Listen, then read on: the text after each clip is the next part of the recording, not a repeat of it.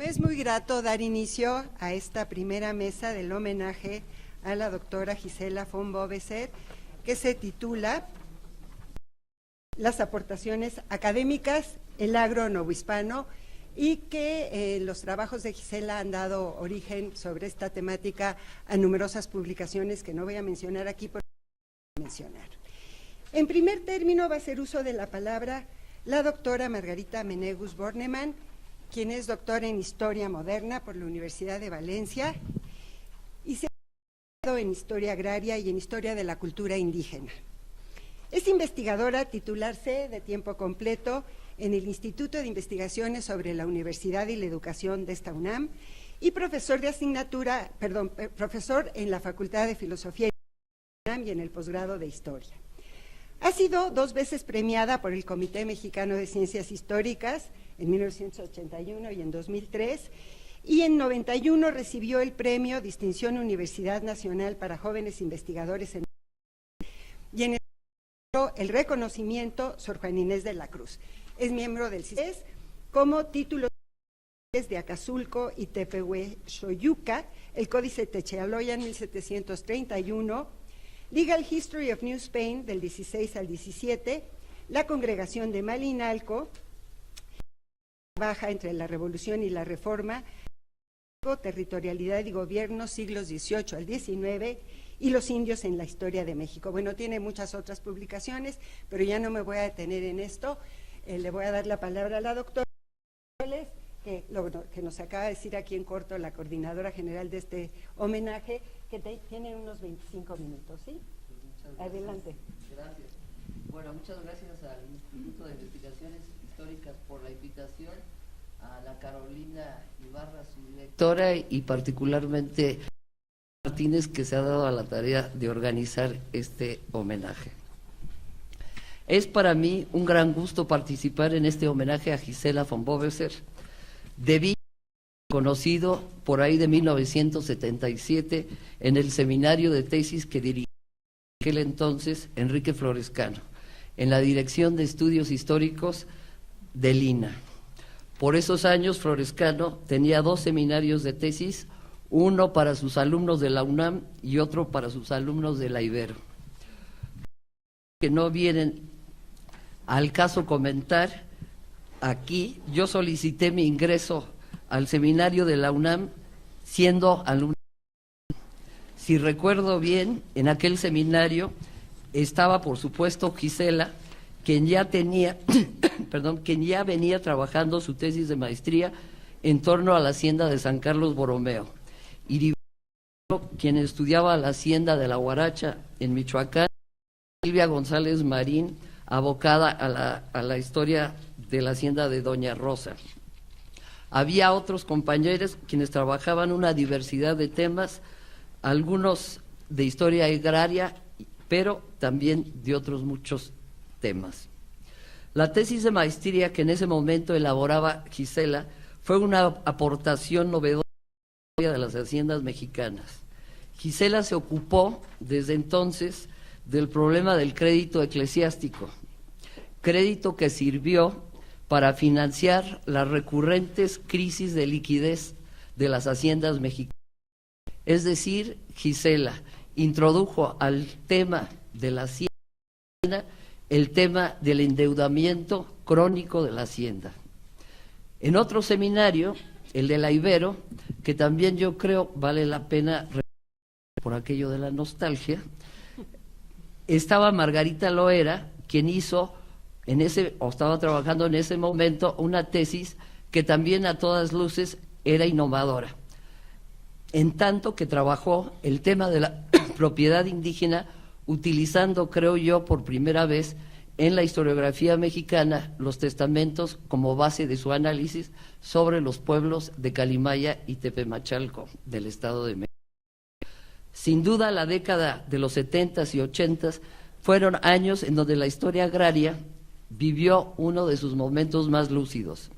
Había 2 vertientes, quienes se ocupaban precisamente de la historia de las haciendas mexicanas y otros quienes más bien se dieron a la tarea de estudiar la propiedad de los pueblos indígenas. Evidentemente en estos años se hacía la historia de las haciendas mexicanas, tanto para el periodo colonial como para el siglo XIX y de las haciendas durante la Revolución Mexicana. El origen de la hacienda mexicana. A lo largo del siglo XVI, las comunidades indígenas abastecieron de maíz a los centros urbanos y mineros. Sin embargo, en el último tercio de la centuria, la crisis demográfica de la población y la caída significativa de la producción cerealera provocó una escasez recurrente de maíz y un aumento en el precio del mismo.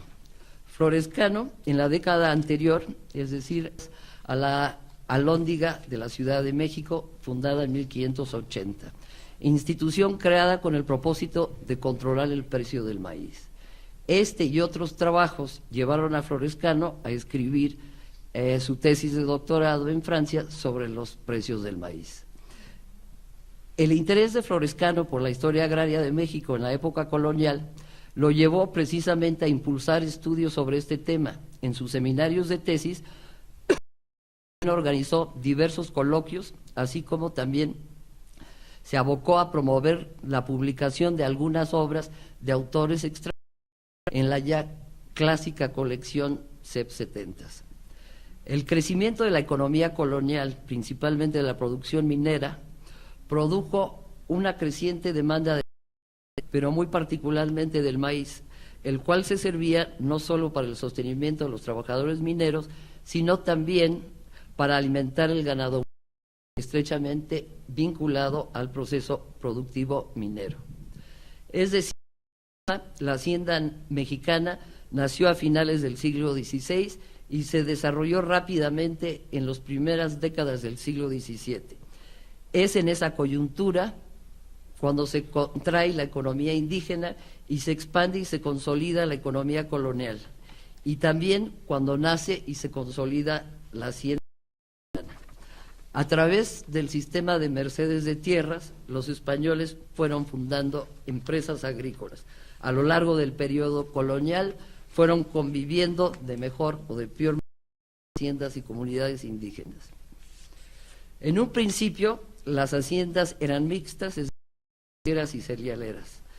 Las primeras propiedades agrícolas en manos de los españoles se establecieron en los valles de México, en el valle de Toluca y Chalco, abocados principalmente a abastecer a México de maíz, trigo y carne. Al poco tiempo, como todos sabemos, Puebla sería el granero del centro de México hasta el siglo XVIII más o menos, cuando el deterioro de sus suelos llevó a que lentamente se reemplazara esta región productiva cerealera para expandir la producción particularmente de la región del Bajío. Y, por supuesto, también se desarrollan las grandes haciendas del norte. En términos generales, habría que decir que la mayoría de los trabajos dedicados a las haciendas mexicanas en la década de 1970 y 1980 estaban de manera consciente o inconsciente en el materialismo histórico. Los temas preferidos eran el origen y expansión de la propiedad agrícola en manos de los españoles, caracterizándolas desde el periodo como el desarrollo de los grandes, sino que además la mayoría también de estos trabajos se abocaron a estudiar de manera principal a los trabajadores y las condiciones de los mismos, destacando, por ejemplo, el tema de los peones acasillados y las relaciones de servidumbre o cuasi servidumbre que privaba en dichas empresas. Los trabajos sobre la hacienda mexicana tenían en común el énfasis que hacían los autores sobre la expansión y el crecimiento de las haciendas. Así ya explicado originalmente François Chevalier en su trabajo clásico sobre los grandes latifundios de México.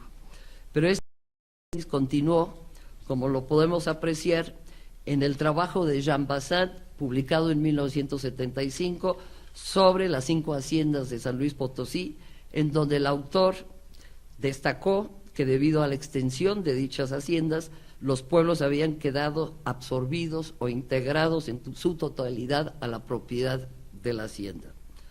Otro ejemplo de ello fue el trabajo de Charles Harris, El imperio de la familia Sánchez Navarro, también publicado en 1975. Otros autores, en cambio, como Herbert Nicholl, intentó descubrir las entrañas de la hacienda mexicana en su libro Morfología Social de la Hacienda Mexicana, publicada en 1978, en donde el autor analizó las partes constitutivas de la hacienda mexicana. Un momento importante para este boom, para la historiografía de la hacienda mexicana, fue precisamente el Congreso de Americanistas de 1974, organizado por Guillermo Bonfil, Enrique Florescano y Efraín Castro, que produjo, entre muchas otras cosas, el libro Haciendas, Latifundios y Plantaciones en América Latina, también de 1975. Hacia finales de la década de 1970 y de la década de 1980, los estudios sobre la hacienda mexicana van a cambiar, dejando a un lado los temas antes mencionados y presentando una nueva interpretación. Los trabajos de Marco Belingeri, Enrique Semo o Juan Felipe Leal introdujeron un sustentado en los modos de producción, la trabajo y con base claramente en una metodología marxista. Se pretendía analizar las relaciones precapitalistas de producción o no antes del siglo XIX o durante el porfiriato, un fortalecimiento de las relaciones salariales, particularmente dentro de la hacienda mexicana. Quienes presenciamos aquellas discusiones de los años 80, no podemos olvidar la famosísima categoría de la subsunción formal del trabajo al capital y su importancia para definir si hubo una transición al modo de producción capitalista. Producto de estas inquietudes analíticas fue, por ejemplo, el libro de Marco Belingeri sobre San Antonio Tochatlaco, publicado por el INA en 1900. La preocupación por los modos de producción produjeron dos trabajos que tuvieron resonancia en su momento, pero no sobrevivieron el paso del tiempo. Uno, el de Marcello Carmagnani, defendiendo un modo de producción feudal en América, y el otro de Enrique Semo, tratando de explicar estructuras agrarias novohispanas a través del despotismo tributario descrito por Marx. Algunos historiadores comenzaron a estudiar la hacienda mexicana desde otra perspectiva, es decir, más bien como una empresa.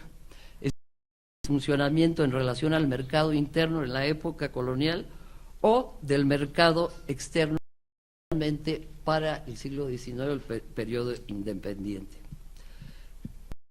La consideración de la hacienda como una empresa, analizando su producción. Al interior de la hacienda en la época colonial, una parte de las tierras se destinaron a los peones acaciados para su sustento, otra parte se daba en arrendamiento a cambio de la producción o de un pago en especie.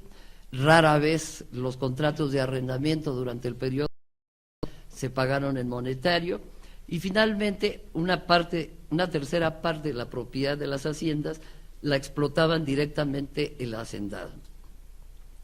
Varios trabajos mostraron en su momento que el área destinado al arrendamiento aumentaba y disminuía en función de las fluctuaciones del mercado. Como se sabe, la economía colonial en materia de producción agraria era una economía cerrada, es decir, producía para un mercado interno poco flexible. La apertura del mercado internacional a partir de la independencia tendrá sus efectos sobre la hacienda, produciendo, por ejemplo, entre otras cosas, haciendas especializadas como las henequeneras para Yucatán. Claro, para el periodo independiente y posterior, los ingenios azucareros tendrán su lugar propio. Pero volviendo al periodo colonial, la hacienda, debido a los problemas, a la imposibilidad de elevados costos de transporte, tendieron a establecerse cerca de sus mercados, ya fuesen estos mercados mineros o mercados urbanos. Esto también cambiará en el siglo XIX al introducirse el ferrocarril. La relación haciendas y mercados se va claramente a redefinir, sobre todo en el periodo del Porfiriato. Dentro de este panorama general, los ingenios azucareros ocuparon desde el siglo XVI un lugar propio. La hacienda de San Carlos Borromeo, que estudió Gisela von Boveser, precisamente fue uno de estos ingenios importantes del Valle de Morelos. Los trabajos tradicionalmente sobre ingenios azucareros, como los de Robert Melville, más bien para el periodo del Porfiriato, o el de Barrett Ward, quien en 1937 publicó su trabajo sobre la hacienda azucarera del Valle, se enfocaban igualmente al origen de la propiedad, su producción, las relaciones laborales y las técnicas para producir azúcar. Los trabajos sobre este tema siguieron con características muy similares. Ejemplo de ello son los trabajos más recientes que ha realizado Beatriz Scher. Dicho lo anterior, el libro sobre el endeudamiento de San Carlos Borromeo a todas luces rompió con el discurso tradicional de la historiografía mexicana sobre este tema, introduciendo por primera vez un análisis agudo del funcionamiento o mal funcionamiento de la hacienda mexicana. Von Boveser estudió la importancia que tuvo la Iglesia para el desarrollo de la agricultura, tanto como inversionista, pero también como una entidad que otorgaba crédito a los hacendados. La Iglesia era una de las pocas instituciones virreinales, si no es que la única, que tenía una gran liquidez monetaria, recursos que obtenía a través de donaciones piadosas y fundación de capellanías. Von Boveser destacó desde ese trabajo inicial como tema central de su investigación el de la hacienda mexicana y las crisis recurrentes por falta de liquidez de las mismas. Situación que llevó en numerosos casos a la venta continua de las haciendas por parte de esta hacienda, por ejemplo, durante mucho tiempo, es decir, los propietarios de San Carlos Borromeo no la explotaron directamente. En el caso de los ingenios, la necesidad de capital era todavía más apremiante que para otro tipo de haciendas, debido a la maquinaria que requería y a las obras hidráulicas para el cultivo de la caña.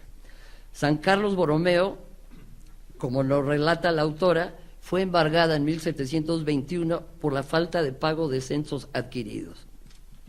La existencia de los censos irredimibles predominantes en los siglos XVI y XVII permitió que las haciendas, por un lado, se endeudaran de manera recurrente y que al momento de la crisis o de la insolvencia, éstas se pudieran vender con todo y los censos que las gravaban. Con el paso del tiempo, los gravámenes sobre la propiedad podían llegar a ser más cuantiosos que el valor mismo de la finca. La introducción, ya entrado el siglo XVIII, de los censos va a cambiar un poco esta situación. Para la segunda mitad del siglo XVIII, los censos irredimibles. El tema de los censos agrarios en general, pero en particular el censo infiltéutico, también fueron desarrollados en este trabajo por Gisela von Boveser y constituyen una importante aportación a la historia. Yo me atrevería a decir que también fue la primera que llamó la atención sobre este tema tan importante de los censos y su relación, evidentemente, con la propiedad. Lamentablemente, no recibió Gisela el mérito que le correspondía, ni antes, ni después, ni ahora sobre este tema. Recogí el tema hace algunos años en un artículo y en mis trabajos más recientes. Sin embargo, el tema tiene hasta el día de hoy, a pesar de los tantísimos años que han transcurrido, pocos seguidores. La falta de estudios sobre los censos agrarios y en particular del censo infectéutico ha llevado, a mi juicio, a que la historiografía sobre la colonial e incluso sobre la propiedad del siglo XIX sean trabajos muy limitados que describen mal la complejidad agraria y la complejidad de la propiedad en México. Un gran número de historiadores presuponen una propiedad plena desde el siglo XVI en adelante y no distinguen, como lo hizo desde hace tantos años Gisela, entre la propiedad eminente y la propiedad útil. Von Boveser, en sus trabajos subsecuentes, mantiene una línea de investigación coherente, publicando La formación de la hacienda colonial en 1983, un texto más de carácter general para retomar su interés por los ingenios azucareros, con otra publicación de 1988 intitulada La hacienda azucarera. El tema del crédito eclesiástico en sus diversas formas continuó siendo su interés a lo largo de los años. Vale la pena recordar su 1992 de ingreso a la Academia de la Historia sobre el concepto de la usura, discurso que presencié, disfruté enormemente en su momento. También es menester felicitarla muy especialmente por su libro Dominación colonial, la consolidación de vales reales, de 2003. Si bien existía al momento en que ella abordó este tema una serie de artículos dispersos, la verdad es que eran estudios limitados y parciales de este tan importante suceso de finales colonial. El tema es de medular importancia para la historia del crédito y para la historia agraria colonial. Su libro entra al tema de una manera completa, dejando poco significativa. En este libro logra presentar al lector una lectura comprensiva y exhaustiva del tema, a todas luces un tema de suyo completo. Un tema que marca y a la vez descubre el funcionamiento de una parte importante de la economía colonial y de su peculiar sistema de crédito. El decreto de 1798, que ordenó la enajenación de bienes raíces y de capitales líquidos, de censos y depósitos irregulares, de instituciones educativas, beneficencia, salud, así como fundaciones religiosas o compañías, etcétera. Mediante este decreto, la corona buscó crear capitales para extinguir los reales que había emitido. Von Boveser hace la historia del origen de este proceso en la península y luego su aplicación en la Nueva España. Su análisis abarca tanto la oposición que se vivió en la Nueva España en esta medida, así como un cuidadoso análisis de los bienes enajenados. Revisa con atención este proceso diócesis por diócesis para finalmente explicarnos las repercusiones económicas y políticas que tuvo la aplicación del decreto durante los 10 años que tuvo vigencia en la Nueva España. A diferencia de lo que sucedía en la península ibérica, en donde la Iglesia era una de las grandes propietarias y en donde los analistas del momento, como Jovellanos o particularmente Campomanes, consideraban que la amortización de la propiedad eclesiástica era uno de los problemas mayores del imperio a resolver. En la Nueva España, la Iglesia, si bien tenía, su extensión no representaba una amenaza similar a aquella. La función crediticia de la Iglesia era mucho más importante que los temas tocados por Gisela desde un principio, lo agrario y el crédito eclesiástico, han ido de la mano a lo largo de varias décadas, con un ciclo que la propia autora inició a finales, creo yo, de los años 70, con su trabajo precisamente sobre San Carlos Borromeo, la relación de la Iglesia y el crédito eclesiástico, pero sobre todo con la mira en la estructura agraria novohispana. Si bien Gisela ha contribuido mucho historiografía mexicana, que lo que yo he podido señalar aquí, he optado por resaltar estos dos grandes que muestran en su quehacer un origen, una continuidad del tema del crédito eclesiástico, su vinculación con la hacienda, pero también, como lo demuestra en esta última obra, su relación con la estructura agraria novohispana de manera amplia. Muchas gracias, y muchas gracias a Gisela por sus enseñanzas.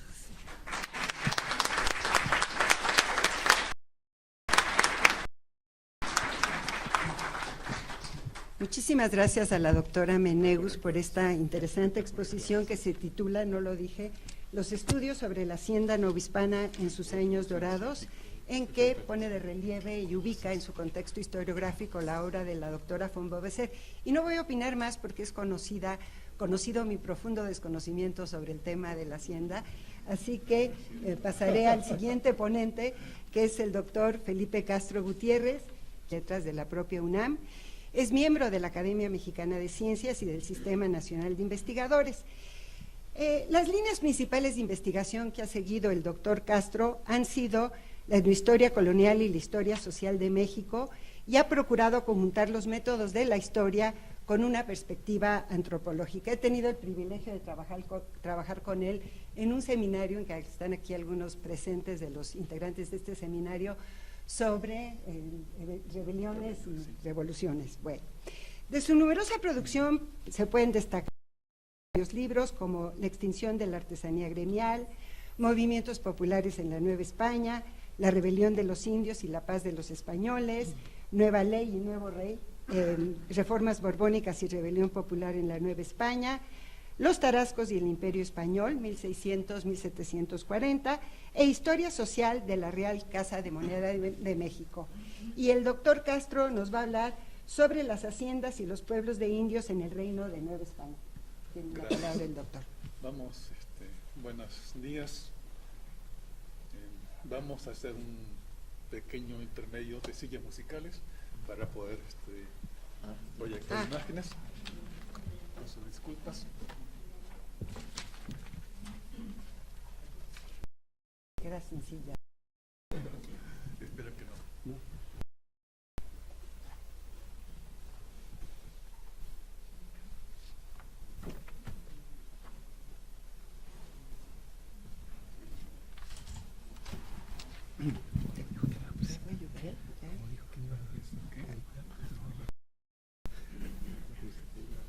¿Sí? Tanto tiempo que había para organizarse. No, pues sin problemas. No va a entrar, ya. No. No.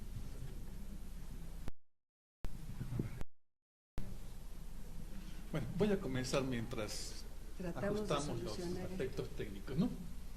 Toma.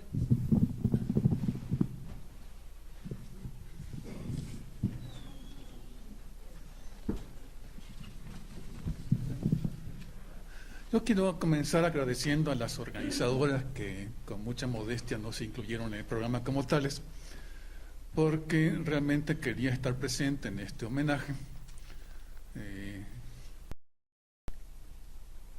El que sabe, sabe, ¿eh? Sí, no hay duda.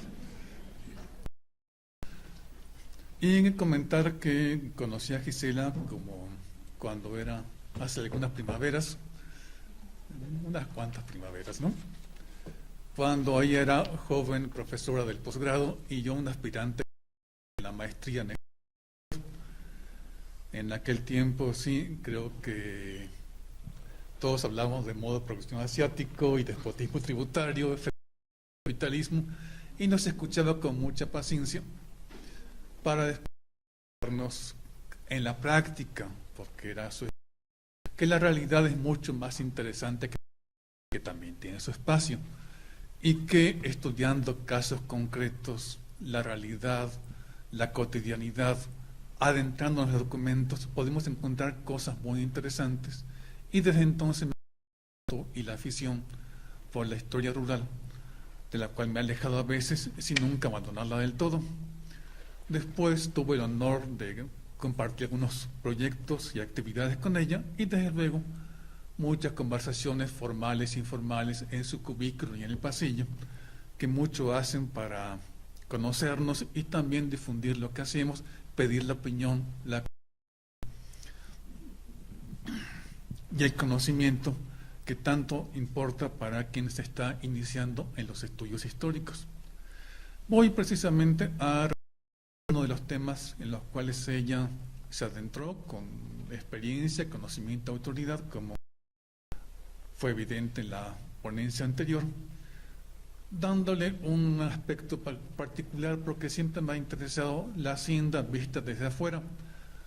Esto es económico, un aspecto particular que es el que se vincula a ambas instancias, la hacienda y los pueblos, con las políticas gubernamentales, como las que dieron origen después al moderno ejido, claro. Que siempre ha atraído la atención de los historiadores y del público, tanto por sus aspectos históricos propiamente, porque forman identidades campesinas. Recuerdan una vez que recorriendo haciendas, mi vecino del lugar me decía, estas son las casas de los señores, hay aquí como un orgullo, nosotros tenemos la tierra ahora, ¿no? Y eso, desde luego, tiene su proceso histórico. También formas de legitimación gubernamentales y algunas políticas públicas. También puede verse como en tiempos recientes la hacienda ha sido reinterpretada y se la ve incluso con cierta nostalgia, por un lado por sus aspectos patrimoniales que son muy relevantes, como la misma Gisela lo ha mostrado, y también novelas, tours turísticos y hasta marcas de tequila. Y en todo esto hay el pasado que a nosotros como historiadores nos interesa y mal haríamos en ignorarlo. En muchos sentidos, estas imágenes aparentemente, la romántica y la política, comparten un defecto común, el esencialismo. En efecto, ni haciendas ni pueblos fueron siempre iguales a sí mismos. La unidad del nombre y la permanencia física puede hacernos caer en una ilusión óptica, porque evidentemente el agro es el mismo a fines del 16 que a mediados del 18. También, aunque todas se llaman haciendas, no fueron iguales en San Luis Potosí o en el Valle de México. Hay diferencias regionales en estas que son anecdóticas. Y el nombre incluso es equívoco, porque a veces no siempre llamamos hacienda a lo que en su tiempo lo fue.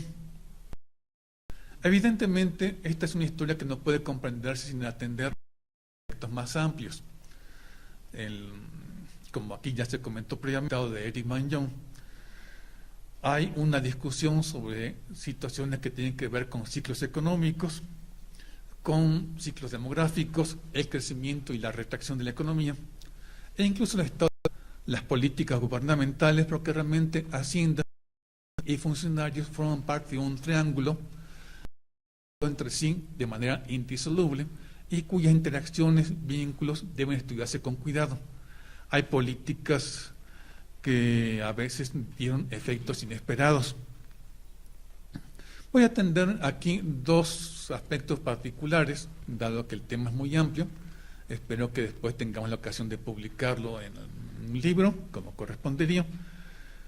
Y voy a referirme a las congregaciones de fines del 16 y después al llamado fondo legal. Siempre se ha dicho que las congregaciones fueron uno de los pecados originales de la hacienda y sus tierras se derivaron de esta política de reasentamiento masivo de la población, sobre todo a fines del siglo XVI. Notemos que hablamos de una fecha tardía, décadas después de la conquista, porque hay cierto consenso, efectivamente. Vamos a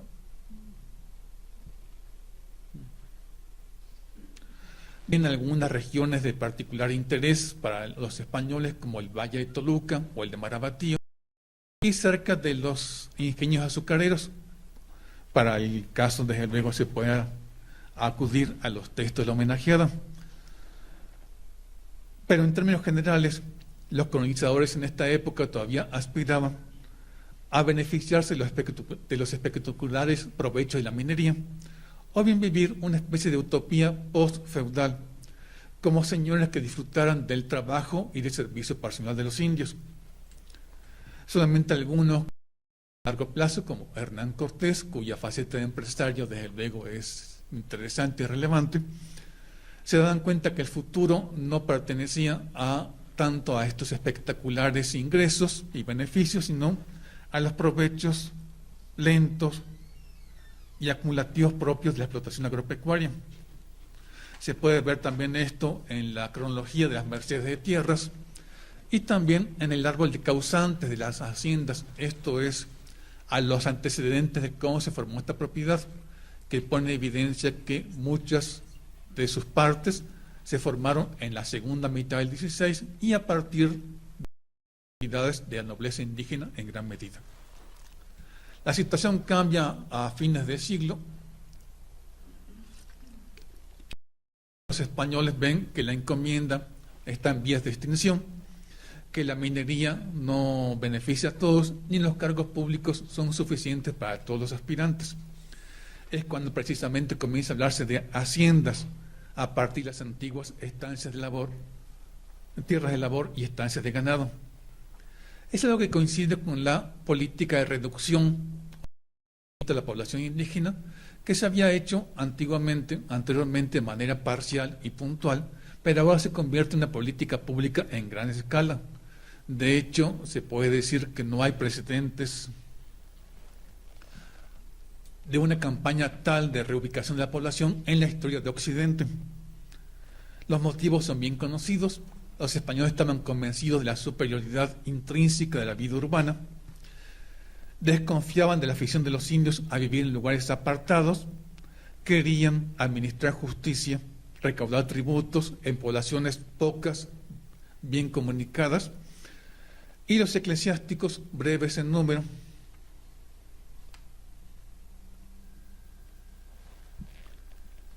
preferían concentrar sus esfuerzos en una cantidad reducida de parroquias donde pudieran evitarse de los indios a vivir en la idolatría y con sus antiguas costumbres. Aunque hubo varios intentos parciales, es sobre todo en esta época que se convierte en una campaña de reubicación sistemática, bien organizada.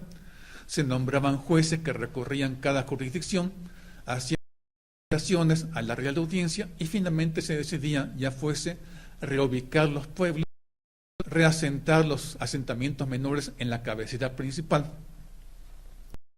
o trasladar las poblaciones a lugares mejor comunicados. He dicho que estas congregaciones, con estos pretextos de que tuvieran mejor atención y cuidado parroquial, tuvieron como fin realmente desalojar tierras para que fuesen propias y repartirlas a los españoles. Y hay algo de ello efectivamente. En muchas declaraciones de la época se puede ver esta idea de que los indios tienen abarcadas todas las tierras y que muchos pequeños poblados de 10, 12 familias tenían una gran cantidad de tierras que no utilizaban convenientemente.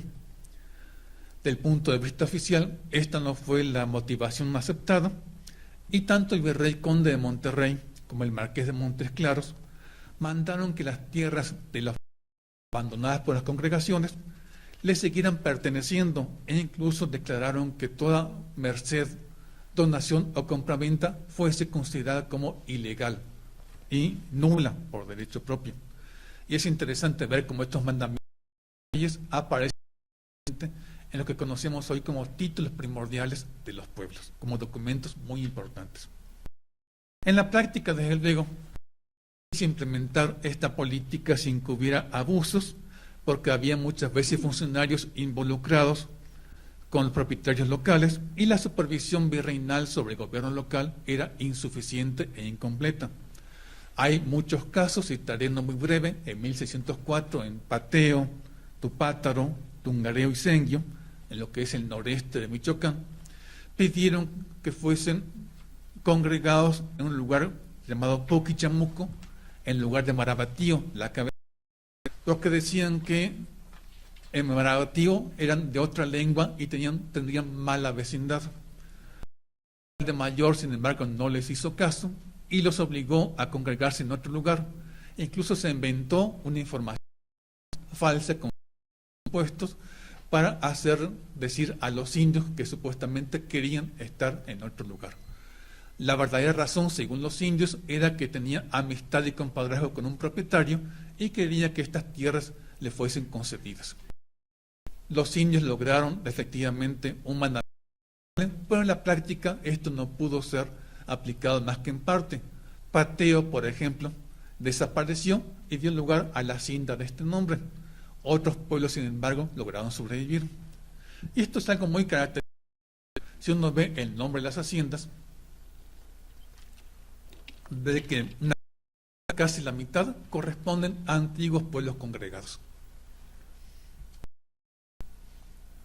Y es interesante ver que muchas veces hay pleitos que ocurren tiempo después, sobre todo en el siglo XVIII, cuando los indios, urgidos de tierras, vuelven sobre estos antiguos mandamientos y piden que se anulen las propiedades y ventas hechas en esta fecha ilegalmente, ¿no?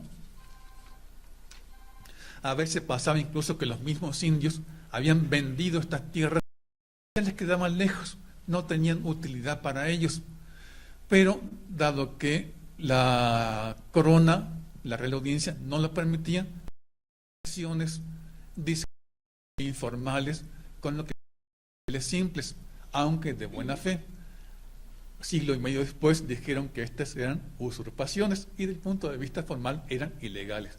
Como hoy día pasa, por ejemplo, con de tierras de ejidos a las personas que quieren ir a ¿no? Todo esto nos lleva a considerar con más cuidado cuando hablamos de usurpaciones y despojos. Realmente la historia agraria es mucho más ambigua, mucho más compleja, mucho más contradictoria de lo que daría lugar a pensar en las relaciones entre haciendas y pueblos. La otra etapa que me interesa comentar tiene que ver con una experiencia que ha provocado interminables malentendidos en la historia agraria y que ha sido objeto de estudios muy interesantes de Stephanie Wood y de Bernardo García, entre otros. Esto es, en 1567, el virrey Marqués de Falces dispuso que ninguna labor agrícola podía establecerse a menos de 500 varas, esto es, unos 420 metros, pueblos de indios en ninguna estancia de ganado a menos de 1000.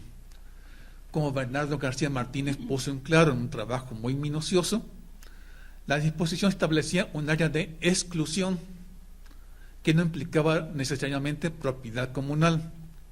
Por inferencia se podría suponer que eran tierras de los indios, pero tampoco había objeción a que hubiera propietarios privados indios, que los hubo, de los caciques e incluso de algunos más iguales, ni de hospitales o cofradías indígenas que muchas veces eran grandes propietarios. En este sentido no puede decirse, como a veces se sostiene, que fuese el origen del fundo legal y ni menos del ejido moderno.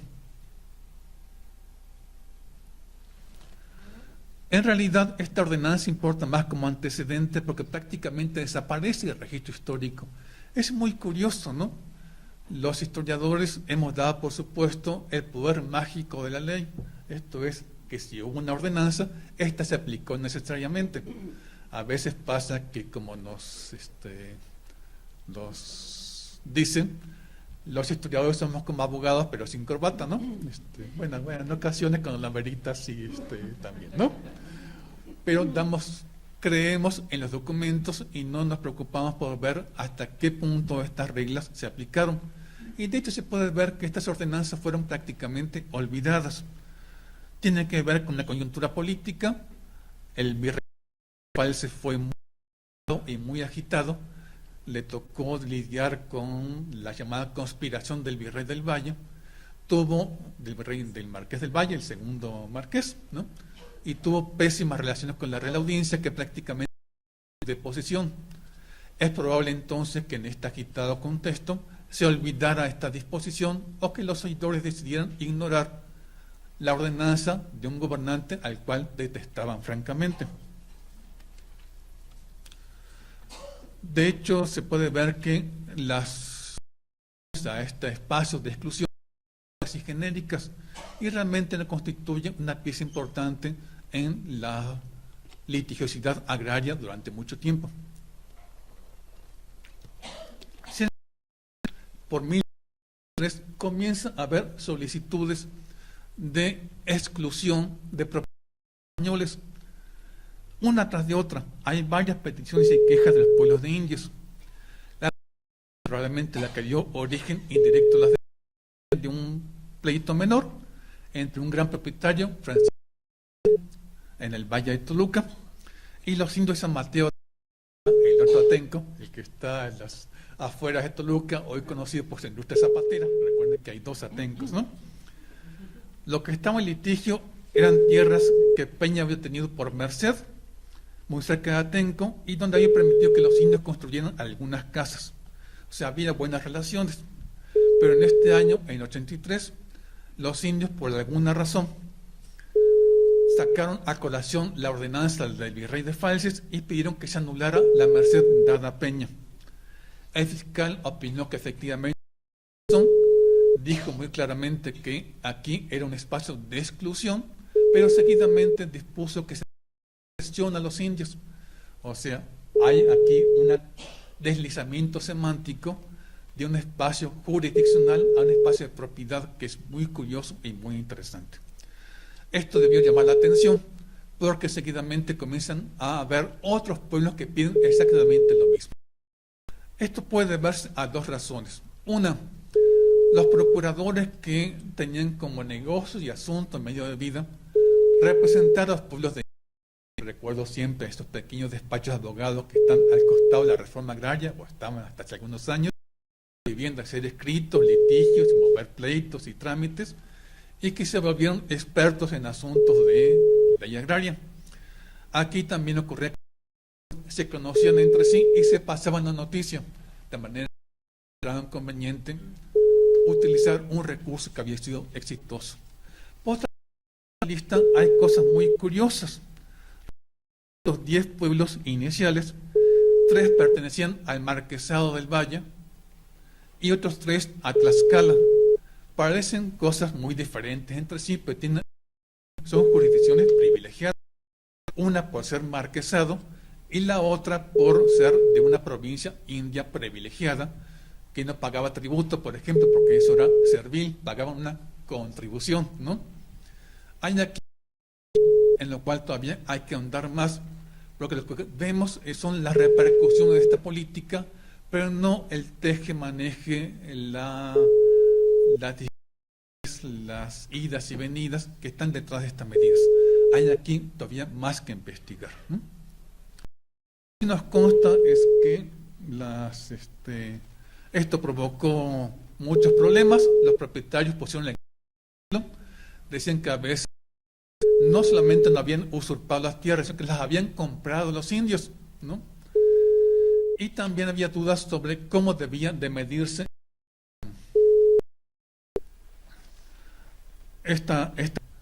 las dudas fueron lo bastante relevantes para que la audiencia hiciera una consulta formal al rey, y el Consejo de Indias, con parecer del fiscal, citó la ordenanza de orden y práctica. Se van entrando los dueños de estancias y de tierras en las de los indios, quitándolas y apoderándose de ellas, unas veces violentamente y otras con fraude. Y mandó que se midieran desde la última casa de un y que les dieran incluso 100 varas más, se extendieran a 600 varas, lo que ahora se podría considerar ya como fondo legal del pueblo.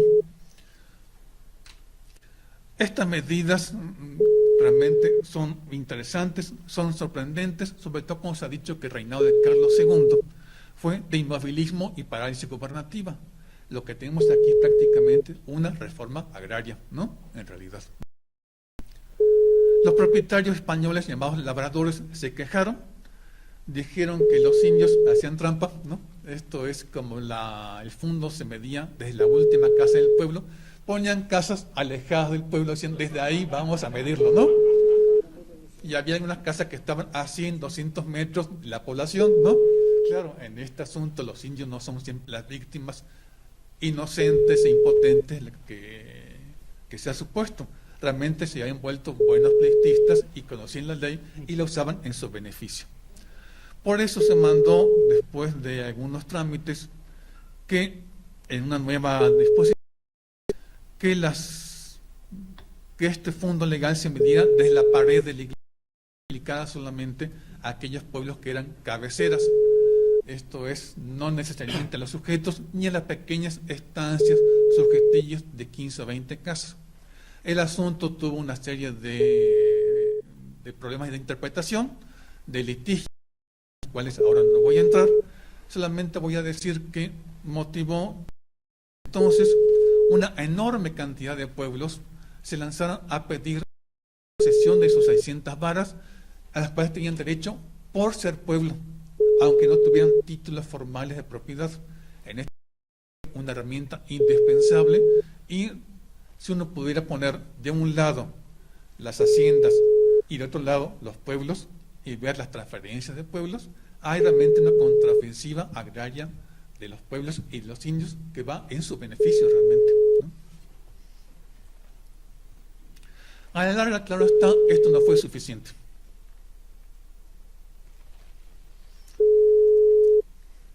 Dejando de lado que no todos los pueblos lograron su dotación, el hecho que este espacio equivalía a unas 101 hectáreas, si tomamos, siguiendo a Claude Morin, que una familia indígena requería de 1,5 hectáreas para sostenerse y pagar tributos, esto alcanzaría para unas 67 familias.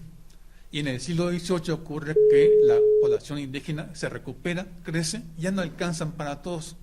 Tienen que subdividir sus tierras, bien abandonar el pueblo para ir a trabajar como jornaleros o migrantes en las ciudades.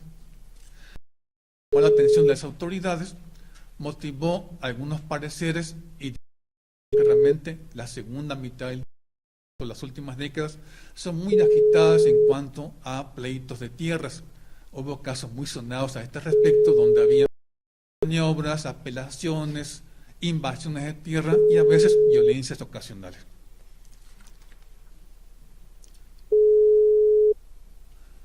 Hay dos pareceres de los funcionarios en particular. Uno de Ramón Posada, del que se ocupó en un buen estudio Vicente Rodríguez García, que retoma la antigua propuesta de que el fondo legal se midiera desde la última casa del pueblo, y es más, que cuando fuese necesario se les diera aún más tierras, todas las que fueran suficientes.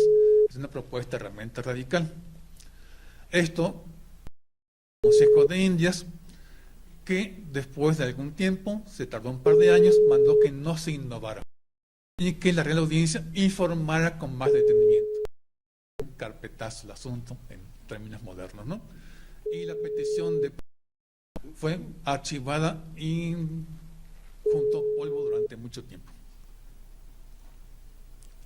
Noten ustedes el lenguaje muy llamativo, ¿no? El inquilino fiscal dice que realmente él ama y que es muy de servicio del rey atenderlos y defenderlos de la codicia de los poderosos y españoles que les han encerrado y confinado dentro de sus chozas.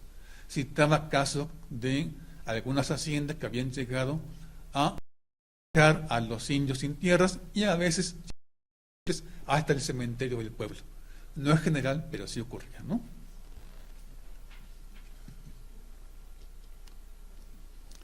Así pasó hasta que en 1803 otro fiscal, un protector de indios, Ambrosio Sagarzurieta, del que me he ocupado anteriormente, mandó otra diciendo que los gobernadores no solo les dan tierra, no les dan tierras a los indios, sino que las quitan con violencia, les venden sus hijos como esclavos y traen a sus mujeres a sus casas para que les sirvan, y que con estos trabajos se aniquilan los pueblos que se han fundado a costa de los grandes trabajos de los misioneros, y es motivo que no puedan administrarlos. Es un lenguaje realmente muy violento, muy radical, muy extremo.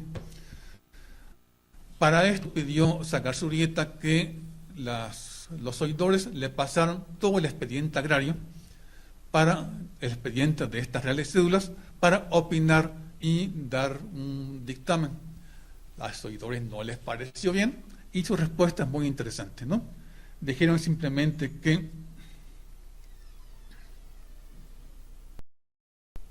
su iniciativa no era procedente, que era innecesaria, y mandaron a archivar todo el asunto. Y ahí acabó esta medida de innovación. Para concluir, dado que esta reunión viene bien un estado de la cuestión, Diría que esta compleja historia de relaciones triangulares entre pueblos de indios, haciendas y funcionarios es compleja. No puede reducirse a una definición general. A veces los de las reformas son sorprendentes e inesperados, como muchas veces pasa. Hay aspectos que deben verse con cuidado. Uno sorprende. No tenemos un buen panorama de las congregaciones de pueblos, más allá de lo que escribió en su momento, y muy pertinente, esto la Torre Villar.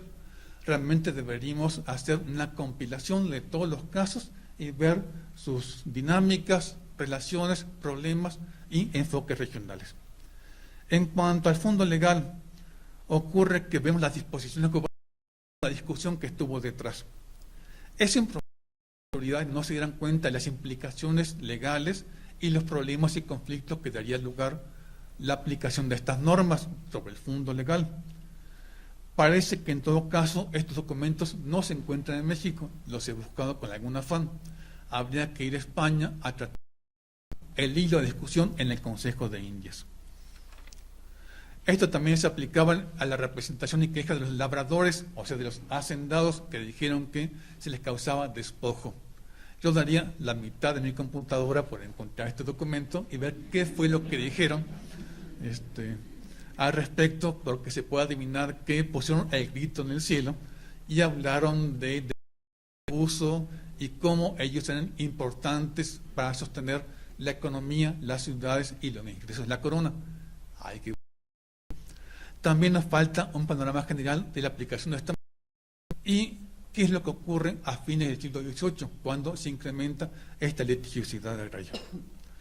Me parece, en fin, que el mejor homenaje que podemos hacer aquí a Gisela von Boveser es continuar con los temas que le ocuparon durante muchos años, con mucha pertinencia, y ciertamente las posibilidades son de mayor interés para el conocimiento de la historia agraria novohispana. En este sentido, deberíamos seguir con esta discusión y retomar tantos temas que están presentes en su obra.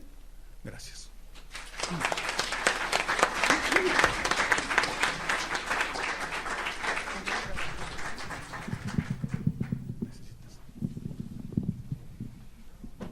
Muchas gracias al doctor Castro por esta muy interesante exposición. Y pasamos al último ponente de esta mesa, mientras hay sillas, que es el doctor Tomás Jalpa Flores, quien es maestro y doctor en historia por esta Casa de Estudios, por la UNAM, y actualmente es investigador de la Biblioteca del Instituto Nacional de Antropología e Historia. Sus principales líneas de investigación son la historia regional en la época prehispánica y paisaje. Entre sus publicaciones podemos destacar los siguientes libros: Tierra y Sociedad, La apropiación del suelo en la región de Chalco 2007, Diccionario de Amecameca y Cuautinchan, Papeles de Ozumba, Fragmentos de una memoria colectiva. Y el doctor nos va a hablar sobre la distribución de la tierra en la región de los volcanes durante los siglos XVI al XVII, un análisis comparativo.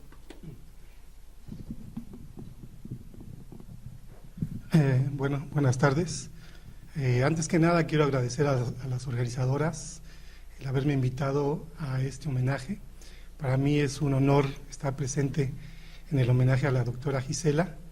Y a la doctora la conocí en 1980, cuando andaba a la deriva, sin mi tutor, puesto que se había ido a hacer su doctorado a Francia, y me sugirió que ella podía ser una buena tutora para mi trabajo, con el miedo, con el pánico que nos causaba siempre el nombre, pues superándolo.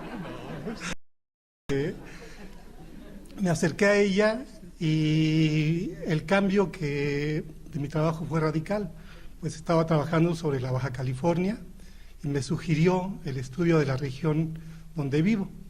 La pregunta era, pues, ¿qué hay ahí de interés? ¿Qué puede haber algo que pueda resultar interesante para un trabajo de historia? Y pues ella es la culpable de que no pueda salir de esta región. Los temas que me han atrapado siguen siendo la región de los volcanes, Chalco, y les voy a presentar un trabajo, un análisis comparativo un enfoque de la historia ambiental.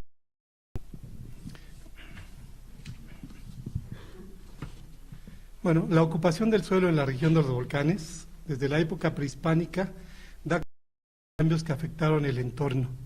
Una larga ocupación que va del 200 fue seguida por continuas migraciones del suelo por grupos procedentes de diferentes partes. Uno de los más grandes periodos de ocupación se dio entre los siglos XII y XIII, con el arribo de grupos genéricamente conocidos como chichimecas. A esta fase siguió otro momento importante en el siglo XV, con la incursión de los miembros de la Triple Alianza, la conquista del territorio y la distribución de las tierras entre los vencedores. A la llegada de los españoles, la región pasaba por una fase de reajustes políticos y reordenación espacial. Durante los siglos XVI y XVII presenciamos uno de los cambios más radicales provocados por la disminución de la población, la política de congregación de pueblos y la distribución de la tierra entre los colonos. Esta fase, vista desde el punto de vista legal, muestra un proceso de apropiación del suelo, una dinámica particular, motivo de esta presentación. A partir de los datos que ofrecen los mandamientos acordados y las mercedes, analizaré el reparto de la tierra desde el punto de vista legal y trataré de mostrar la política de distribución del suelo, el destino de las tierras y los sitios donde se hizo el repartimiento. El análisis toma en cuenta 3 ecosistemas aprovechados por el hombre y muestra la forma en que se dio la distribución de la tierra entre los 3 sectores de la población, es decir, españoles, comunidades e indígenas principales. El estudio comparativo ofrece la posibilidad de introducirnos en los microespacios y comprender las características de las poblaciones, la diversidad de los ecosistemas y la forma en que lo aprovecharon en la época colonial. Asimismo, permite comprender las políticas emprendidas por el gobierno colonial en el reparto de la tierra y la prioridad que dio a determinados territorios para continuar abasteciendo a la ciudad. Centrémonos en nuestro espacio. La región de Chalco se ubica al oriente de la Cuenca de México. Tiene un rango de elevación que va de los 2.200 metros hasta alcanzar los 5.540. Alberga 4 ecosistemas que son las nieves perpetuas, la zona de bosques, donde prevalecen los bosques mixtos y de coníferas, los valles intermontanos y la zona lacustre.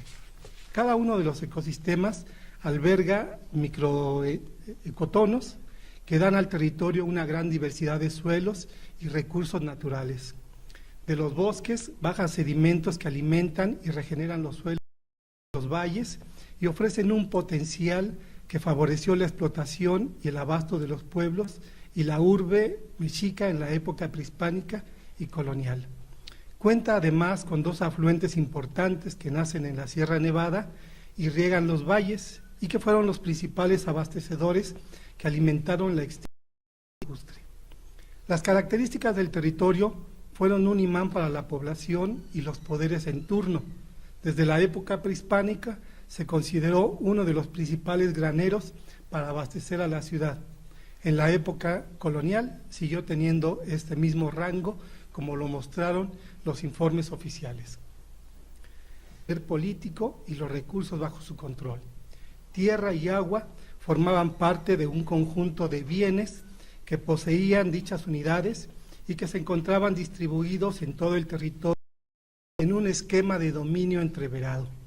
Los Altepeme tenían acceso a los 4 ecosistemas que eran aprovechados de manera óptima.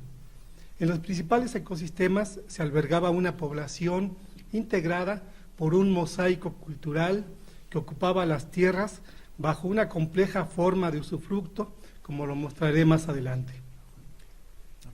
A la llegada de los españoles, la región había experimentado profundos cambios a raíz de la conquista mexica y el reparto del territorio entre los miembros de la Triple Alianza. La población había disminuido a causa de la guerra y la migración, sin embargo, se seguía considerando como una región densamente poblada en comparación con las regiones aledañas. Durante los siglos XVI y XVII, las comunidades hicieron frente a varios problemas que incidieron en su vida. La disminución de la población provocada por una secuela de epidemias que fueron frecuentes hasta la década de 1630, llevaron a niveles drásticos los índices de la misma, como se puede apreciar en estas gráficas, donde apreciamos una etapa crucial entre 1580 y 1630, cuando la población llegó a sus índices más bajos. La reestructuración de los espacios habitacionales modificó la ocupación del suelo y la relación de los habitantes con sus propiedades.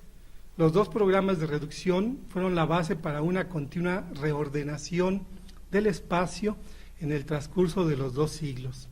Un seguimiento detallado de los asentamientos que fueron desapareciendo en la cabecera de Chimalhuacán, una de las 4, en el transcurso de los 2 siglos, permite mostrar el fenómeno de reordenación y la nueva fisonomía de los pueblos coloniales que crecieron en el número de barrios conforme se fueron incorporando los habitantes de los pueblos extintos. Si bien, desde el punto de vista oficial, la formación de los pueblos coloniales requirió de la dotación de tierras suficientes para los habitantes reducidos, así como áreas de uso colectivo, mostró la complejidad del proceso y las medidas casuísticas que se impusieron en cada lugar.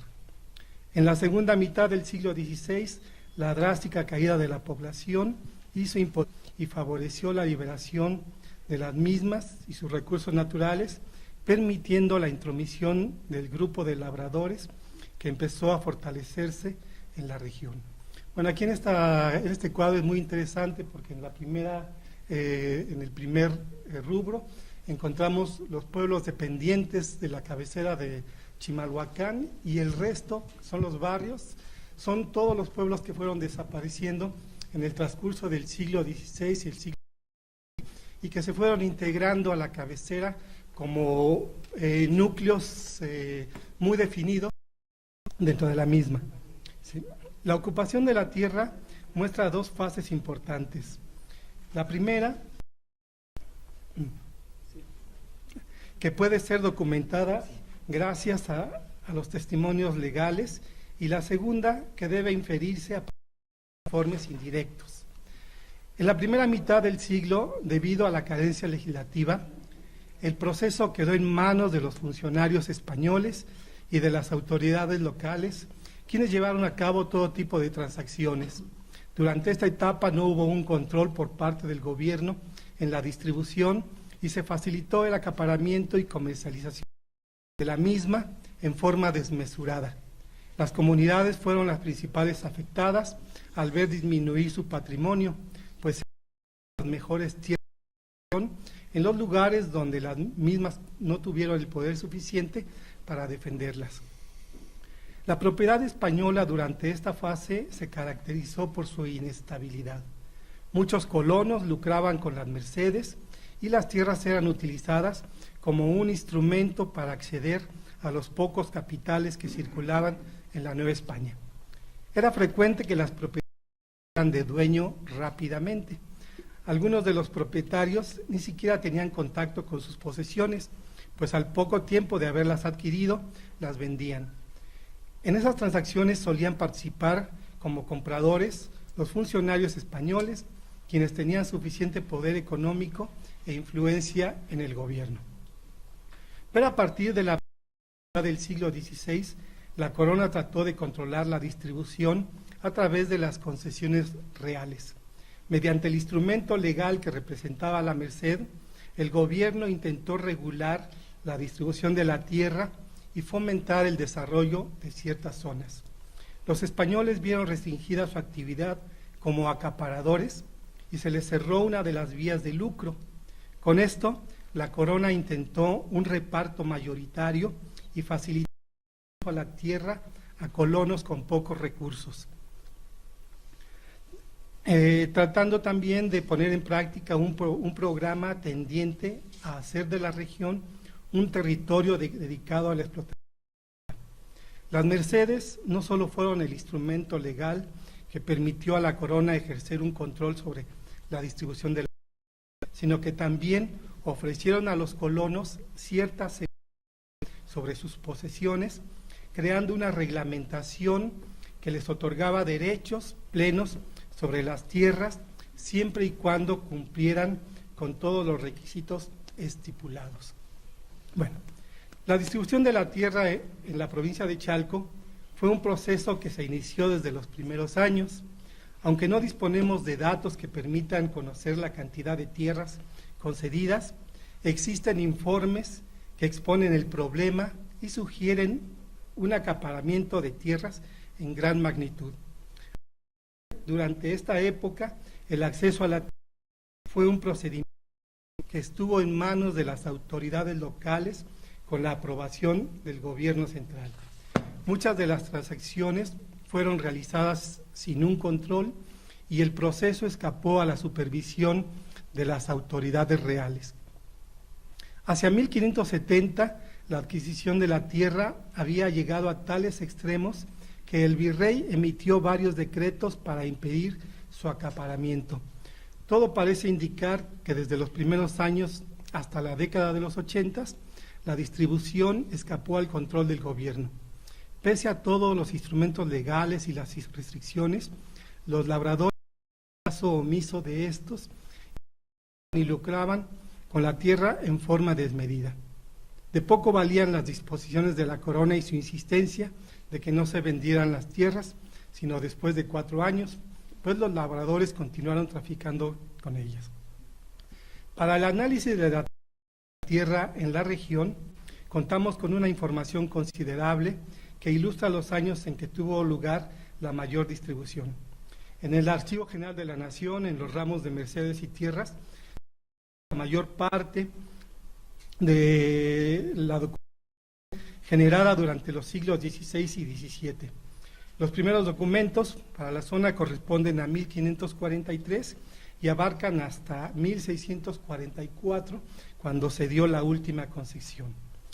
Existen de toda esta documentación un total de 355 documentos, de los cuales 187 corresponden a mandamientos acordados y 168 a mercedes, que incluyen solicitudes sobre concesiones a comunidades indígenas, particulares y españoles. La mayor parte fueron peticiones de tierras para destinarlas a la agricultura y la ganadería, y una pequeña porción para fundar molinos y ventas y para el uso de agua. Para nuestros fines solo tomamos únicamente la relación a la de tierras.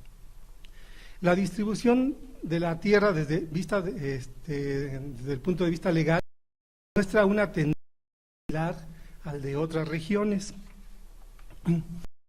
Deseamos el avance paulatino de la propiedad española sobre la propiedad indígena durante los 2 siglos.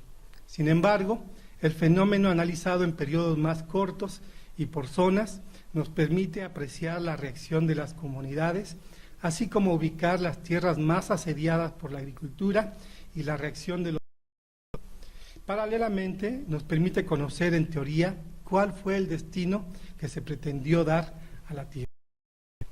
Bueno, en esta gráfica podemos ver cómo los años de 1590 a 1610 es la época en que se emitieron el mandato de petición y coinciden con la baja de la población, como lo pudimos ver en la gráfica anterior.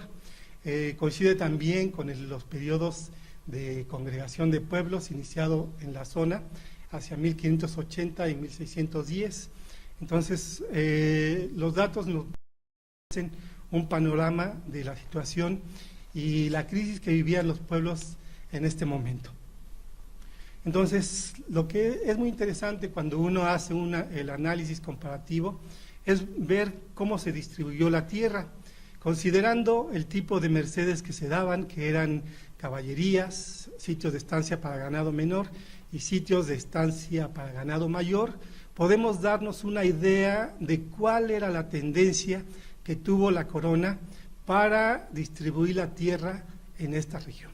En primer lugar, podemos ver que las tierras mercedadas, la mayor parte fueron dadas a los españoles.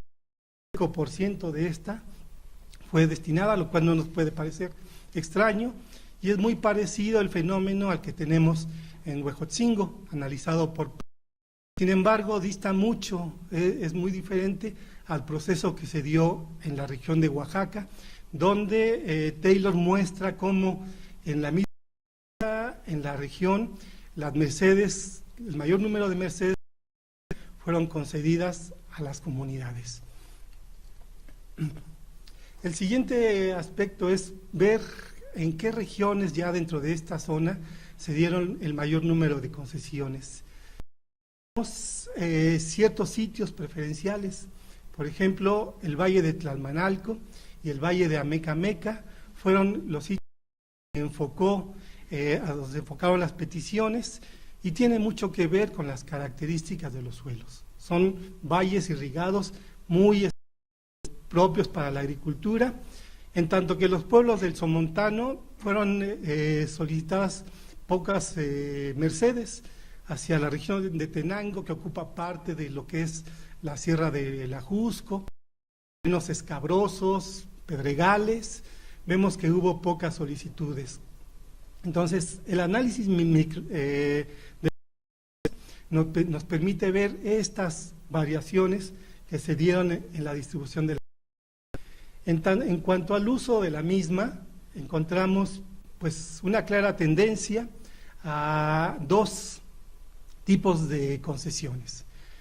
La solicitud de mercedes llevaba que las tierras fueran destinadas para la agricultura.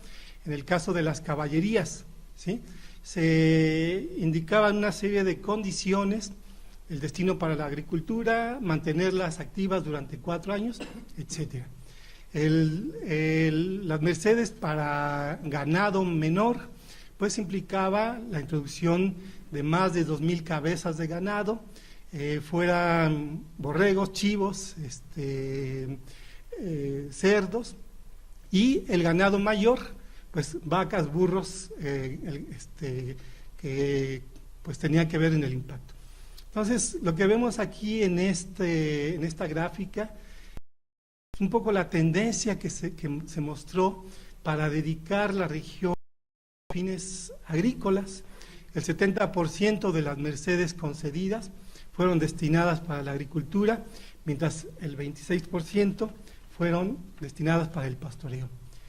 ¿Qué regiones fueron destinadas para fines agrícolas? En el Valle de Tlalmanalco, donde se concedieron el mayor número de mercedes. Entonces, el valle durante el siglo XVI y XVII fue ocupado prácticamente la propiedad española, y en el que siguió fue la cabecera de Tenango. Al pastoreo, aquí vemos algo muy interesante, cómo el mayor número de concesiones se dieron en la cabecera de Amecameca, que es la región próxima al Somontano, las nieves perpetuas. Entonces, hubo dentro de esta distribución de tierra una política tendiente a mantener la región con una tendencia mientras que los ganados, en teoría, fueron alejados de los valles para enviarlos a los bosques. Quizás estas experiencias tenían mucho que ver con los estragos que habían causado los ganados en España, y sobre todo el gran proceso de desertización que se había dado en muchas zonas, y que los españoles tenían la experiencia y que no querían volverla a poner en práctica en una zona donde los suelos eran suelos jóvenes, eran suelos susceptibles de una erosión permanente. En cuanto a los fines para que los que se destinaron las tierras, en la primera fase encontramos que el mayor número de mercedes fueron peticiones de las comunidades para defender sus tierras, y muchas de las mercedes se destinaron con fines agrícolas. Aquí en esta gráfica podemos ver cómo hubo una preferencia para destinar las tierras a la agricultura, y en cuanto a las tierras destinadas para el pastoreo, las solicitudes que prevalecieron fueron las de los españoles. Entonces, dos tendencias en las que el uso del suelo en las comunidades tiende a favorecer la continuidad de la agricultura.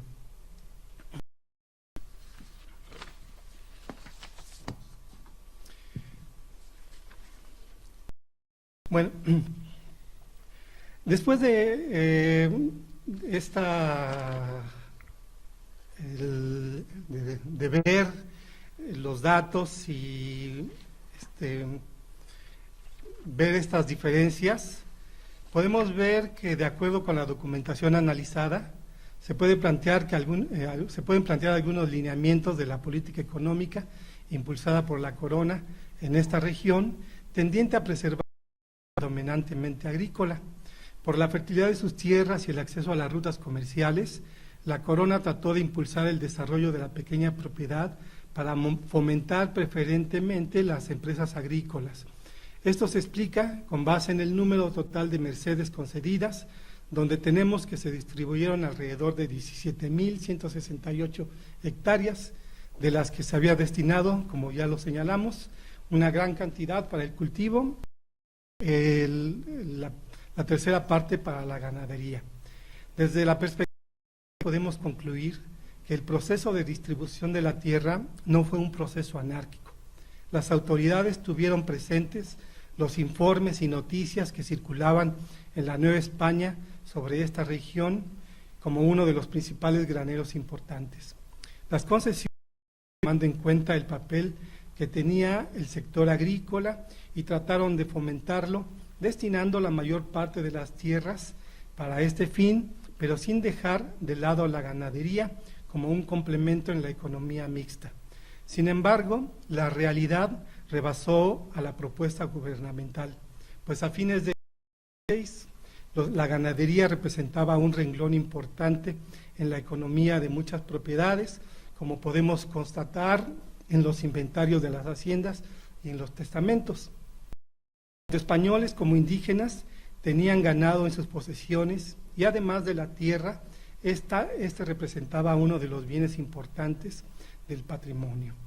Pero ¿cómo reaccionaron las comunidades frente al avance de la propiedad española y las tierras? Primero debemos entender o hacer algunos planteamientos generales para ver qué es lo que ocurría dentro de las comunidades. Dentro de esta dinámica, los pueblos reaccionaron de manera diferente ante el empuje de la propiedad española. Durante los 2 siglos, los altepemes sufrieron muchos cambios.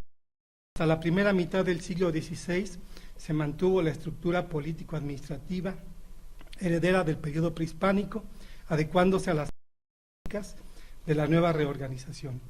Las cabeceras coloniales mantuvieron bajo su control las tierras y la mano de obra, y los asentamientos siguieron identificándose con su etnia y los linajes gobernantes.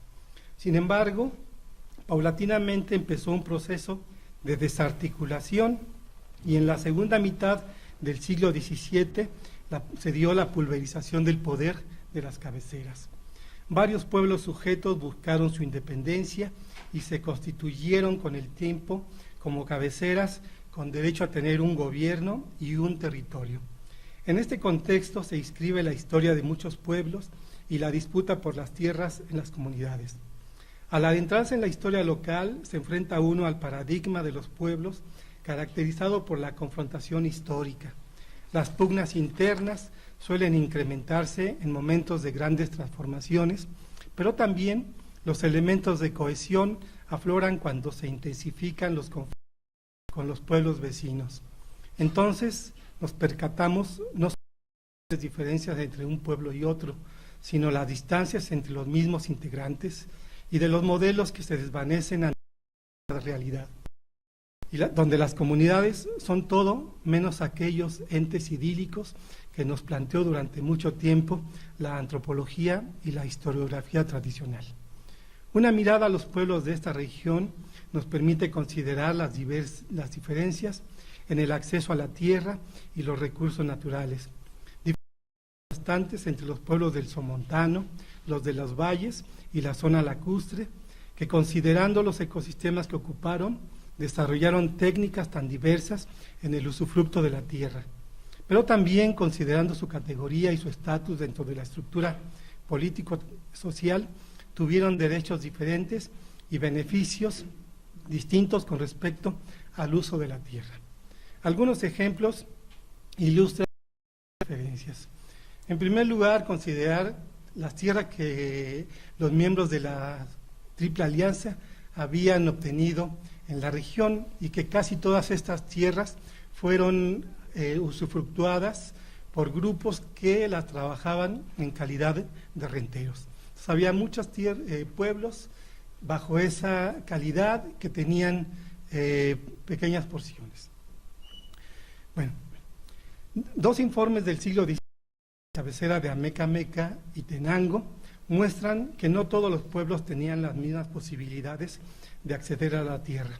Había algunos que tenían grandes cantidades y otras poca. Había pueblos que ocupaban las tierras más fértiles, mientras que otros estaban asentados en parajes estériles, y esto se debía a su estatus sociopolítico, pues desde la época prehispánica las diferencias de pensamientos eran muy marcadas y se definían por sus derechos históricos, su vínculo con el linaje principal o por su calidad de pueblos conquistados o de colonos sin tierra en calidad de renteros. Como los pueblos en su calidad de corporaciones eran distintos, también al interior ocurría otro tanto. Varios ejemplos de cartas de compraventa nos muestran que la posesión entre los habitantes de un pueblo a otro.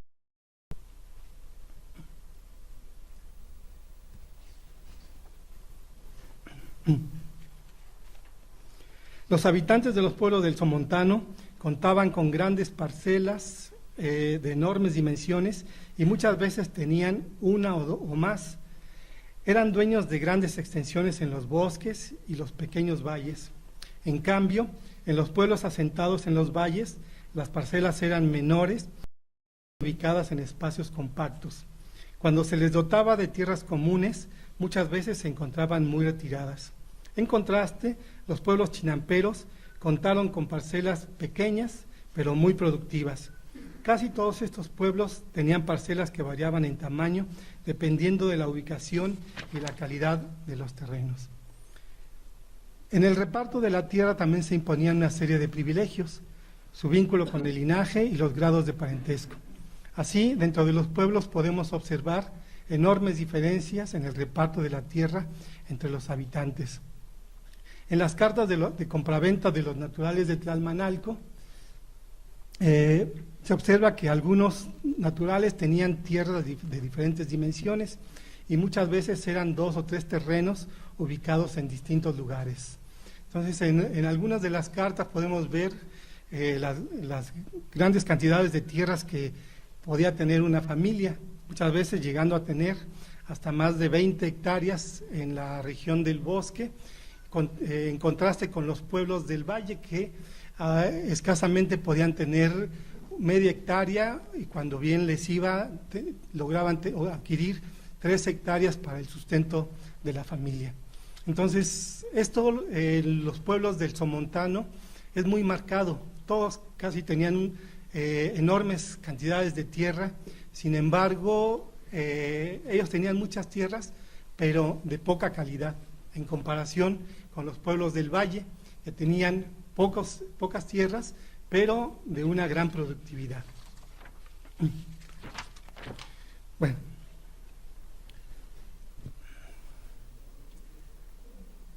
En la cartografía prehispánica o colonial de tradición indígena, podemos ver cómo las tierras eran representadas, pero además nos invitan a analizar la figuración desde diferentes perspectivas. Entonces, en este mapa donde se muestra un litigio entre los dos linajes, se representan las tierras de cada uno, y al analizar el nombre de los topónimos podemos dar cuenta de las características de los terrenos. Muchas veces aluden a el tipo de tierras, a el tipo de vegetación predominante, en fin, una serie de elementos culturales que están implícitos. Las tierras del Somontano, el ejemplo lo tenemos para Chimalhuacán, donde muchas de las tierras estaban dispersas, y en este mapa se trató de hacer una representación de las tierras ubicadas en el bosque, esa dispersión. En la misma región, en esta imagen hipotética donde se representan las tierras de un pueblo congregado en Ecatzingo, se tierras de forma rectangular, y se retoman algunos elementos de gráfica prehispánica con estos puntos para indicar que son tierras dedicadas al cultivo, ¿sí? Una representación importante de las tierras en el valle de Amecameca nos muestra los tres grandes ecosistemas, una donde se ve una sombra ecológica indicando el inicio del bosque, luego tierras eriazas indicadas por las plantas, la forma en que están distribuidas las sementeras, donde vemos ya una representación de la geometría, un diseño del paisaje imbricado. Y estas dos representaciones de tierras en la zona lacustre da cuenta de lo que era el tipo de tierras en el espejo de agua, modificado por la construcción de canales y acueductos. Bueno, terminaré señalando que las diferentes ocupaciones en entorno, abriendo espacio cultivo, construyendo una variedad de hidráulicas que desviaron el curso de los ríos y transformaron el espejo de agua con y terrenos artificiales en la zona lacustre. Si en la época prehispánica los cambios fueron notorios con la ocupación paulatina del territorio, en la época colonial se dieron las mayores transformaciones en los siglos XVI y XVII con el proceso de colonización y distribución de las tierras. El reparto en esta época representó uno de los procesos de mayor impacto en los siglos, con la reorganización del territorio debido a la movilización de la población a raíz de los dos programas, la ocupación del suelo por los colonos, la introducción de nuevas especies, tanto vegetales como animales, y la construcción de obras hidráulicas para abastecer las fincas y evitar las inundaciones de la Ciudad de México. El impacto de dichas transformaciones se reflejó en todos los ámbitos de la vida cotidiana. La delimitación de las propiedades frenó el libre tránsito por los caminos. Los ganados causaron destrozos en las milpas de los pueblos, pero también interactuaron en la construcción de un nuevo paisaje rural.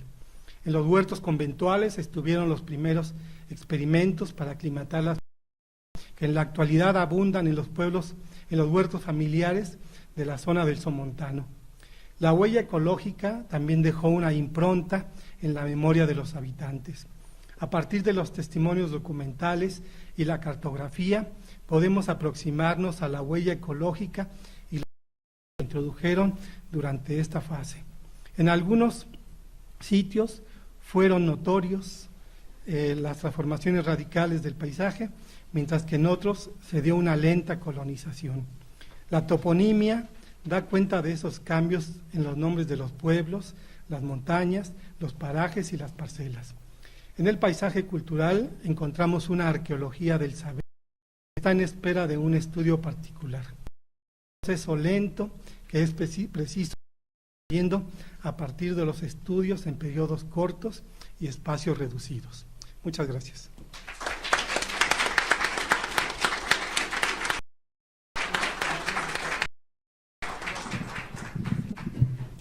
Muchas gracias al doctor Jalpa Flores por su ponencia y pasamos al periodo de preguntas. Hicimos un pequeño periodo de varios minutos para comentarios, preguntas, observaciones.